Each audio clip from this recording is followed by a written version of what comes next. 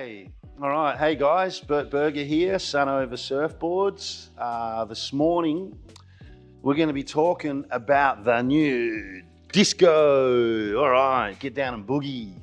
Yeah, look, this one, I'm a fan of this one. I like it. I actually was involved in the process of the design and just feeling it all out and exactly what I wanted. So I don't know how I'd explain this one. So it's probably about 5 years ago.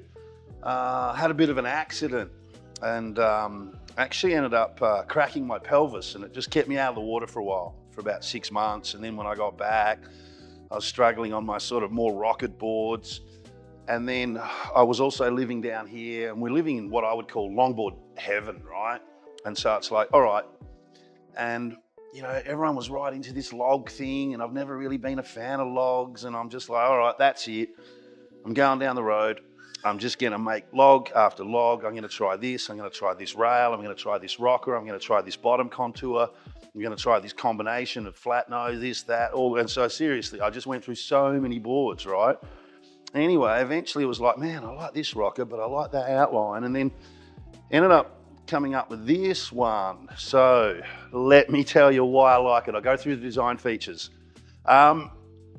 It's got what I would call a fairly even but flattish rocker, and then the tail kicks away, right? So essentially with a longboard, when you want to nose ride it, what you're trying to do is get the board in the pocket, get the lip of the board, the lip of the wave on top of the board. So you have to basically get a longboard and be able to slow it down somehow. So depending on the type of waves you're in, you can either use nose rocker, push water, you can use a banana-y rocker and it just sort of slows in general and will hang at a certain point and just keep pace with a wave. Or you can use tail rocker, right? And then so nose rocker's like pushing water, tail rocker's like pulling water. Okay, so so as the water's flowing over the board, it goes over this curve here, you get a low pressure and you get some suction. Now, one of my problems too is like I'm really big, right? I'm heavy. And so I just found automatically, I want more lift. I want the nose to just pull me up more. And I wasn't getting it. And I had this other board where I did this crazy tail flip, and it was almost like excessive lift. And I went, right, there's something about that I like. So what I've done with this board is you'll see it actually has deck rocker, okay? So as the water's coming over the rail and onto the deck, as the water's flowing along, it hits this deck rocker and the water shoots that way, which pushes the tail down, which lifts the nose. So then you can get up there and nose ride. Okay, so the way it's set up with a lot of tail area and that tail rocker and that deck tail rocker, it really pretty much, well, you don't need much speed for this board to feel like the tail is down and the nose is up. So it generates a lot of lift. Now, turns out I'm usually a fan myself personally of a little bit more nose area to help me plane and stay on top of the water. This board doesn't need it. It turns out it generates all its lift basically from the back end. And so the tail wanting to do that just helps the nose stay up. So it has a little less nose area, which means that when you are on the nose and you're kind of in the pocket, because while I do like the wider noses, in certain little pockets, you feel like you got so much width, you got no control, you know, because you're actually, that's where you're standing. So you literally want to be able to lean at the nose and drop down and come back up, maybe a step back, step forward, and everything's happening from the nose. And when the nose is really wide, kind of everything's a bit more slow-mo. So with this one, slightly less nose area, you feel like you've got a little more control when you're in the tight pocket up on the nose there. The other thing too, so then we'll go through, outline, rocker, the bottom contours. Okay, so what we got is we've got a light concave that runs all the way out to the rail. And then it sort of blends around here into a roll. It's got a light roll all the way through. Super soft tuck rails, are very rounded. The concept being that we want to encourage water onto the deck as early as possible. And then we come through into the tail, and then we actually get into a light concave again. Okay, so concave in the nose, that helps just give you a little bit of purchase. It almost acts a little bit like a hook, okay? The rolled bottom just gives you a smoother feeling when you walk. If you run concave all the way through, as you're stepping through the middle of the board, it just feels like it wants to turn, and you don't want that. You want to walk, you want to look like you're in control and you're not waving your arms around and shit, you know, Mr. Wobbly. So the rolled bottom through the middle just gives you a smoother walk, smoother look. And then back to the concave. So it turns out when you run a bit of rocker, you lose a bit of squirt off the tail. And it feels like when you step onto the tail, you're constantly hitting the handbrake all the time. We've kind of offset that with a lot of area, so you can push off the area. But also too, when you run a rolled bottom and V, and you step onto the tail, it's really like you're just going, hitting the handbrake.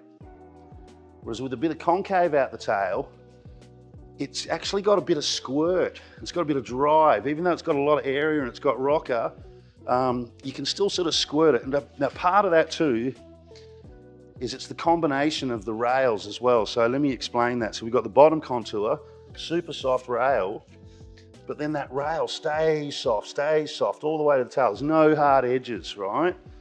But the tail is so thin and so fine that it literally almost creates an edge.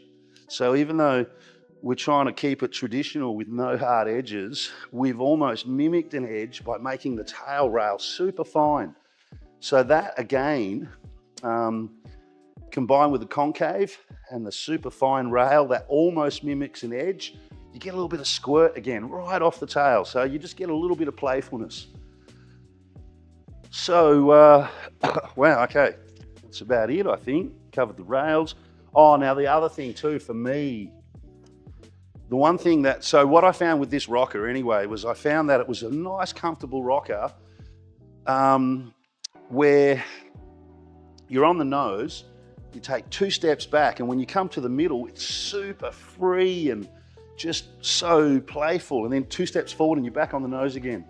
Whereas other boards, it's like you got to take 3 steps back to get back far enough to get them to turn and do something. So I found with this board, I felt really comfortable with this rocker in the middle. Still feels nice off the tail. And the other thing for me is the rails are super fine. Now, go through this collection of boards I had. I did some with thicker rails, some with thinner rails. And what ended up happening was the boards that had the thicker rails, I found that if I got sort of, if a section dropped in front of me and it was sort of starting to hit my board and a little bit of whitewall was hitting my board, the thicker railed boards just seemed to get wiped out from under my feet.